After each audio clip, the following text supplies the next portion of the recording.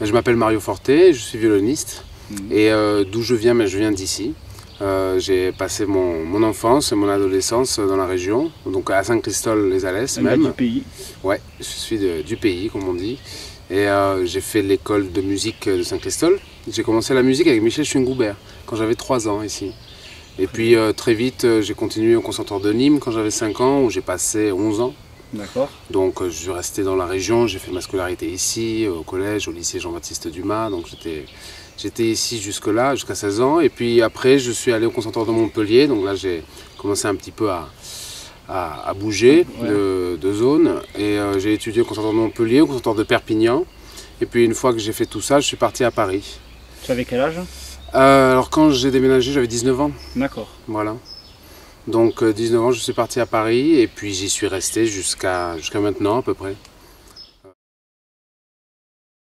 De carrière, non, de carrière, je dirais que j'ai vraiment commencé à tourner, à jouer, j'avais 16-17 ans, justement quand j'ai fini le Conservatoire de Nîmes. Ah oui. Parce qu'à l'époque, à Nîmes, j'ai commencé à travailler avec pas mal de gens, pas que du conservatoire, mais aussi dans d'autres milieux. J'ai travaillé avec des musiciens de jazz manouche qui sont dans la région. J'ai aussi beaucoup travaillé avec des musiciens de flamenco. Tout ça, c'était un peu le hasard des rencontres. Et c'est d'ailleurs souvent comme ça que mes projets se sont faits. C'était par des rencontres qui n'étaient pas, disons, préparées. Professionnellement. Moi, je ne fais pas du flamenco, je viens de la musique classique, c'est ça que j'ai étudié ici. Mais j'avais rencontré des musiciens de flamenco sur le tournage d'un film, parce que je faisais aussi un petit peu un téléfilm pour France 2 où je tournais en tant que comédien. Et simplement la soirée de clôture de ce tournage, c'était un téléfilm avec Michel Creton et Daniel Lebrun qui avait été tourné dans la région. Et il y avait des musiciens de flamenco qui jouaient et je les ai rencontrés, on a sympathisé et s'en est suivi que j'ai travaillé avec ces gens et avec plein d'autres musiciens de flamenco qu'il y a dans la région, parce qu'il y en a pas mal.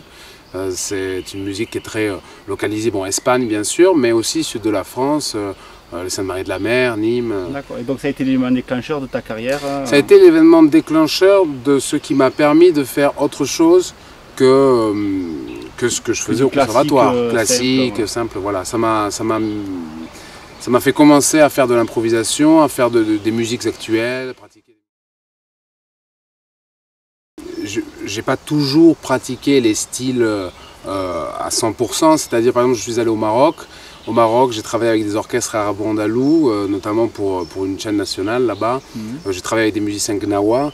Je ne sais pas exactement faire leur musique, mais on a fait ce qu'on appelle des fusions. D'accord, ouais, ensemble. Collaboration comme ça. J'ai pu voir la vidéo, c'est une réussite. Ouais, merci. Sincèrement, sincèrement. Donc après, Maroc. Maroc, la Suisse. Oui. La Suisse, j'ai commencé à travailler avec des musiciens de jazz là-bas et très vite j'ai eu du travail. On m'a proposé un poste d'enseignant à l'université de Lausanne. D'accord. Donc que j'ai accepté, c'était en 2011. Donc j'ai travaillé là-bas comme professeur pendant 4 ans. Et j'ai créé un orchestre, un ensemble à cordes. Donc un orchestre de chambre. On est entre une dizaine et une vingtaine de musiciens. Et là, je travaille sur ce projet en tant que violoniste, mais aussi en tant que compositeur. Ah oui, tu composes pour l'ensemble? Je compose pour l'ensemble, oui. D'accord. Ouais. Un sacré boulot. C'est du boulot, bon. C'est un bon challenge aussi. Oui. Et puis j'avais envie de travailler sur l'écriture.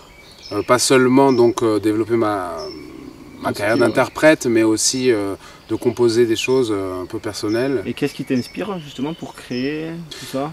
Des choses diverses, une sorte de mélange entre des musiques assez populaires et puis des musiques, on va dire, contemporaines, des musiques avant-garde, des musiques plus complexes, plus détaillées dans l'écriture.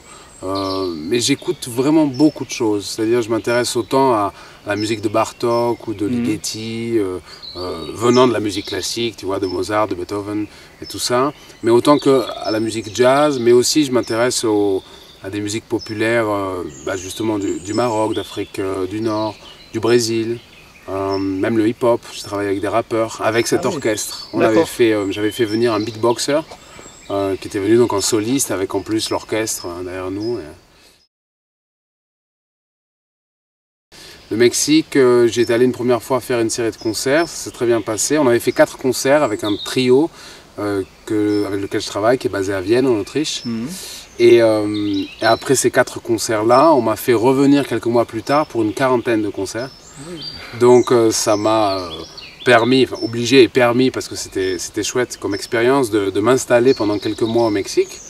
Et on a joué un peu dans toute l'Amérique centrale, donc on a fait le Mexique, Guatemala, Honduras, Nicaragua, Cuba, Venezuela, Colombie. Maintenant, je continue mon travail un peu d'écriture avec tout ce qui est donc ensemble orchestraux, basé toujours sur les cordes. Ces mêmes projets et un peu le résultat de toutes ces rencontres et toutes ces fusions, j'essaie de les recréer à New York, là où je suis maintenant une partie de l'année établie aussi. Là-bas, je travaille avec un musicien brésilien qui s'appelle Sergio Klakowski, qui est un percussionniste, mathématicien, qui a inventé tout un programme où il contrôle des sons et des images à travers sa percussion avec des ordinateurs, quelque chose d'assez complexe mais qui visuellement et musicalement rend très fort. Ouais. Ah, c'est redis-moi le nom. Sergio Klakowski, il s'appelle. J'irai voir ça. C'est un Brésilien de Rio de Janeiro, mais qui vit à New York maintenant depuis 3 ans. Et on a un projet duo ensemble, mais ce même duo, on l'étend sur d'autres projets. Par exemple, en septembre dernier, 2015, donc, j'ai créé un festival à Neuchâtel, en Suisse. Et ce festival a duré 1 semaine et j'ai rassemblé un peu tout ce dont je te parle. C'est-à-dire, il y avait l'orchestre classique. J'ai fait venir Sergio Klakowski de New York. J'ai fait venir 2 percussionnistes indiens du Rajasthan, 2 comédiens, parce que j'aime bien travailler aussi avec l'aspect visuel des concerts. Oui. C'est pas du théâtre, c'est vraiment des concerts, mais je trouve que l'aspect visuel des concerts, des fois, est un peu laissé de côté. Presque tu innoves dans ce genre d'événement. Enfin, même si mon but, c'est pas l'obsession de l'innovation, parce que ça, quand on veut absolument innover, c'est quand même difficile de savoir qu'est-ce qui n'a pas été fait. Oui, c'est vrai. Beaucoup de choses ont été faites, surtout aujourd'hui. Et pour Saint-Christol, ou en tout cas pour la région plus largement, oui, parce que ayant créé ce festival en Suisse, ayant eu toutes ces collaborations à l'étranger, et puis maintenant, ces mêmes projets, ces mêmes idées que j'ai, je les mets en pratique à New York, et puis ça prend bien. Alors je me disais, à faire des choses si loin, autant faire quelque chose aussi dans ma région. Donc là, je profite d'être un petit peu en Europe pour être un peu ici. J'y ai encore de la famille. Et puis, oui, pour essayer de proposer pour l'année prochaine une sorte d'événement. Ça serait une sorte de festival, mais je dis sorte, je reste flou parce qu'encore une fois, ça ne va pas être traditionnel. Oui. Donc, festival, ça veut dire quelque chose pour les gens. Un concert, ça veut dire quelque chose pour les gens. Et ça ne va pas être exactement ça.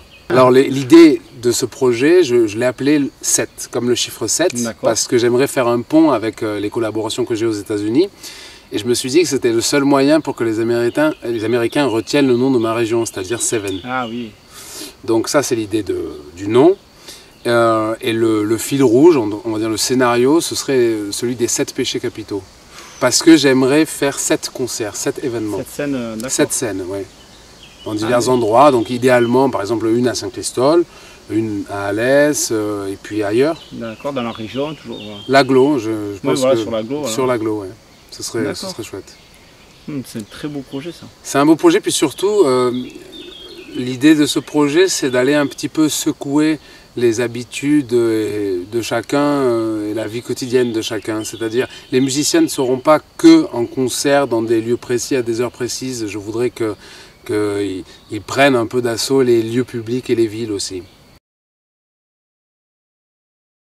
L'idée générale de ce film, c'était de parler de la culture, de parler de l'accès à la culture, justement en essayant de faire un pont entre nous, musiciens, qui des fois on joue dans des théâtres ou dans des lieux qui paraissent un peu inaccessibles pour certains, et venir faire quelque chose de populaire, pas de populiste. Du coup, ce film, on a fait un tournage au Maroc, on a fait un tournage en Suisse, et puis un est prévu maintenant à Paris, un est prévu à New York, un est prévu à Buenos Aires en Argentine, un est prévu à Berlin, un autre va se faire là cet été à Vienne en Autriche.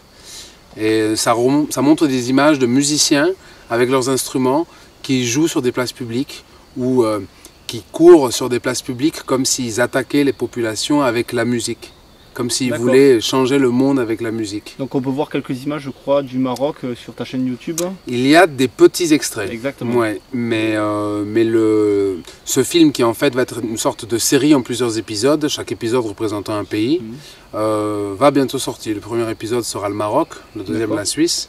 Une sortie prévue pour quand, à peu près?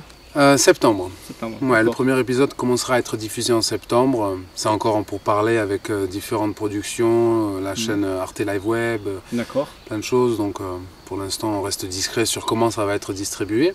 Mais en tout cas, ça va déjà, dans un premier temps, se diffuser via Internet. Et je voudrais faire un tournage, un extrait de ce film, de le tourner ici dans la région, sur Saint-Christol, sur Alès. J'aimerais beaucoup.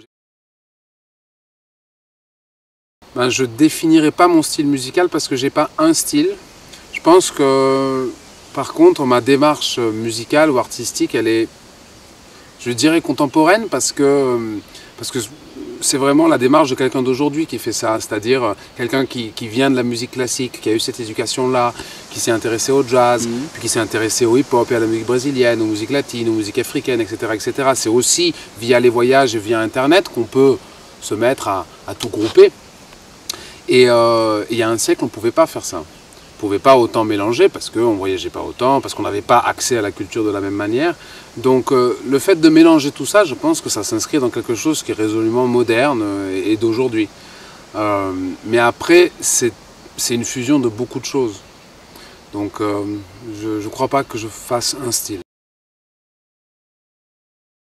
2 juillet. C'est ça. Ouais. Je viendrai jouer un petit peu avec un pianiste, qui est d'ailleurs un ami d'enfance avec qui j'avais étudié au Conservatoire de Nîmes, Sébastien Mazoyer. Et puis je ferai une petite intervention plus personnelle aussi D'accord, très bien. au cours de ce concert. Voilà.